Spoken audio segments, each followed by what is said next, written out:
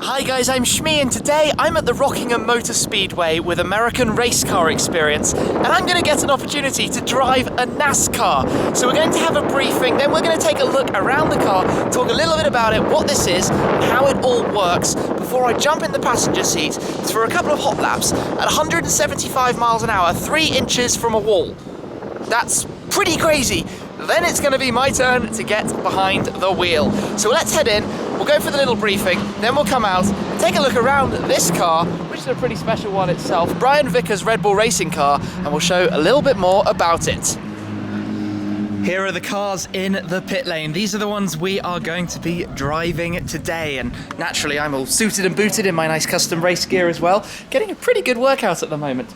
So we've got the briefing, and then like I said, we'll take a look around the car and show you what it's all about. To get us started then, I'm joined by Blair from ARCX. Welcome. Thank you. I'm quite excited because I don't really know what I'm in store for yet. Well, you're in for a thrill of a lifetime today. You're going to drive an actual NASCAR race car. And I mean, for those who don't know, because I don't know too much, tell us about it. What are the cars? These are actual NASCAR race cars that are raced over in America, and I brought them over here to the UK so that you can get in behind this wheel and drive this car all by yourself. So, I mean, cosmetically what we're looking at is the actual car. race car. There is no difference cosmetically whatsoever. Now, this car is set up because it's got a passenger seat in it. Okay? Yeah. So when one of my pros is driving, you're going to be in the passenger seat. But when you're driving, you're in there all by yourself. And that's the seat where the wall of the circuit is. You're like 3 centimeters here. from the wall. Exactly. Moderately terrifying. And the car, well, firstly, there are no doors here. No doors, Dukes of Hazzard style. Jump in. Jump in. That's going to be an interesting one. And the panels are all sheet metal, hand rolled. It's all sheet metal. Weighs 3,400 pounds. We run on slicks, slick tires, so there's no treads whatsoever. Okay. Yep. Nothing to it. Basically a spoiler on the back. We get 22 gallons of fuel. Yep. Okay. From that point there, if you're so inclined to come in and do a pit stop, in America, it's 17 gallons to 22 gallons of fuel, 4 tires, about 12 seconds. Okay. And it's you driving, it's not the computer driving. This is no computers whatsoever on these race cars. The driver 1950s technology is where this has come from, but you're in this car all by yourself. There is no computers in here, okay? It is just a pure brute force V8 American race engine, 500 horsepower, and you in the racetrack all by yourself. Okay, so this is going to be quite something. It's going to be epic. So I've got a couple of laps in a passenger seat. Yes, you'll be with one of my pros. You'll be about 175 miles an hour there, and then you're going to get out of that car, and then you're going to get in this car, and you're going to drive it by yourself. Okay.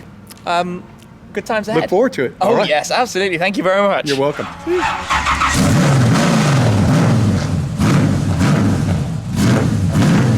The sun is back out, which means I can't see anything right now, but the car that we're going to be doing the passenger laps in is just getting set to head out for its first laps at the moment. So we're going to watch that fire off.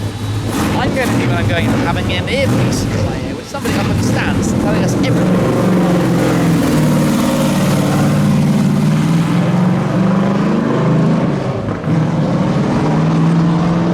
So I need to get helmeted up. So as soon as that car comes back in, I'm going to be jumping into the passenger seat, and probably getting in is going to be an interesting activity on its own.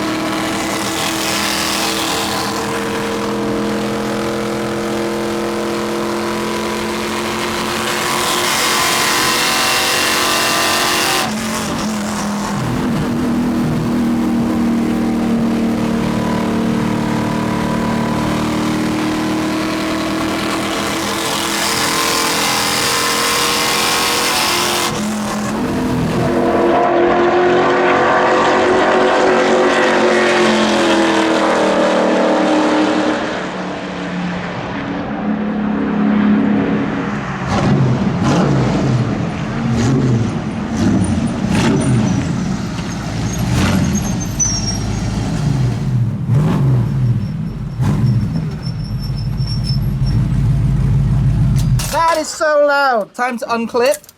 Woo, what a noise. Yeah. All right, and we get one leg out. Woo! Wow!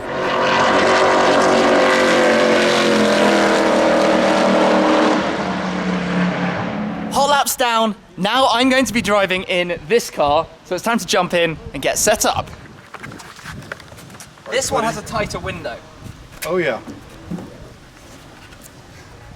And in we go somehow. Oh goodness me. Feet all the way forward, and then just slide in with the shoulder down. Goodness me. You're looking good. Oh. There you go. That's cozy. Push your feet up, push yourself back up and in. I'm just gonna do a quick. Ooh. Yep, you're good. Okay. Okay, go ahead and lean forward for me. Hands device on. Yep.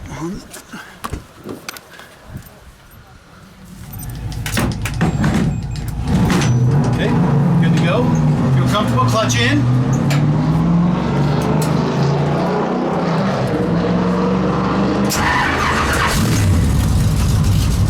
Gas.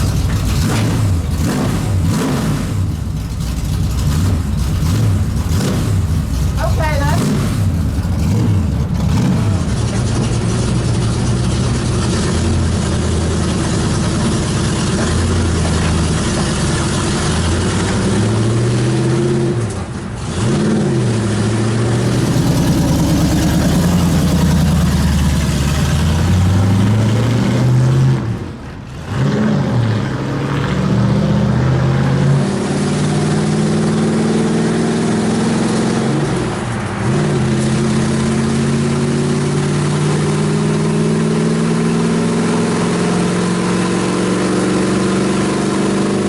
Let me quickly explain a little bit more of what is going on. So driving the course, the oval speedway here at Rockingham, there are 4 corners, which from up here you can see a little bit better. When I'm driving, in my ear, I have the spotter giving me instructions, telling me whether to take the middle line or come back down to the lower line. He is based up here somewhere in the grandstand, from where he can see the entire circuit and knows what's going on. So if I were to get passed by the hot lap car, we would know about it in advance, because otherwise it would be a little bit terrifying. So while I'm going around, there is not a chance of me trying to film or talk to you because it is so loud in the cars.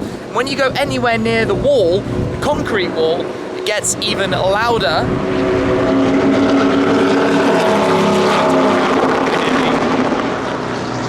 You see my point? You probably didn't even hear me just then, I don't know. Basically, the cars make a thunderous sound. They are exceptionally raw to drive. You're holding this massive steering wheel right up close to you, and the peculiarity with that is the positioning.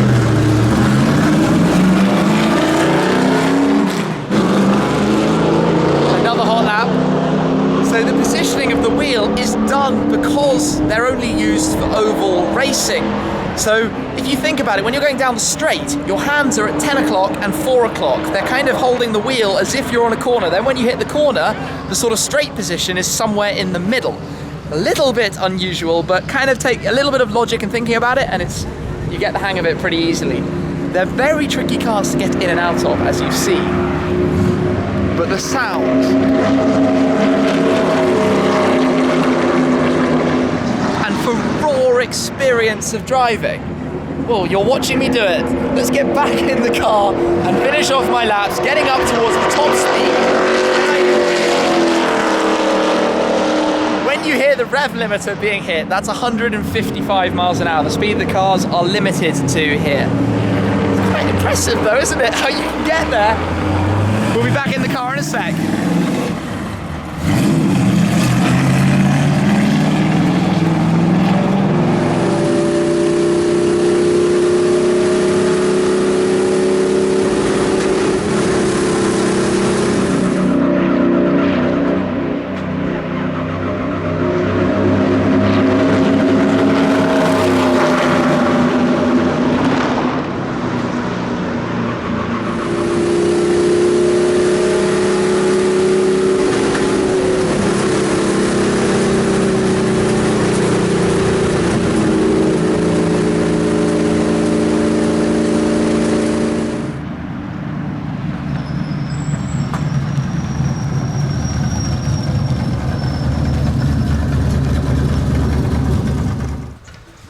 How was that?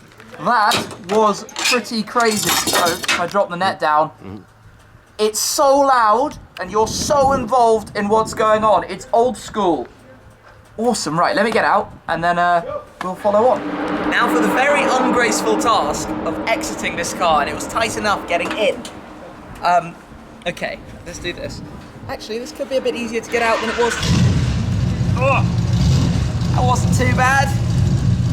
If you had to do that in an emergency though, it would not be fun. Woo! The noise, there aren't any words to describe how insanely loud that car is. Cool. And we're back in the paddock. I've had a couple of minutes to kind of take in what I just did, driving in the NASCAR. And this car in particular was driven by one fairly famous driver, Danica Patrick, in the K&N series. So this is the kind of shell that's now used in the Xfinity series, which is like one down from the full top NASCAR sprint cars. The experience driving it, it's so raw yet not raw. What you're feeling and what you're holding, you know, a large old style steering wheel, as you can see down there. Yet you sort of have lots of control and grip and know what's going on. It's all a little bit kind of bonkers, really. Power, you don't feel anything like I was driving at 150 miles an hour. Didn't feel anything like it. If you'd asked me to guess, I would have thought I was doing 70 in second or something, but no, it was all the way up there at the top end. What a bonkers experience, and that's something that, you know, is actually open to anybody with the American race car experience. So it's like £399 to do 8 laps driving a car like this on an oval circuit. You know, hearing somebody talking in your ear just like the professionals do, and driving the real cars that were really driven by them. Yeah, I need a little bit more time to take this in. Let's see what's going to happen now around here.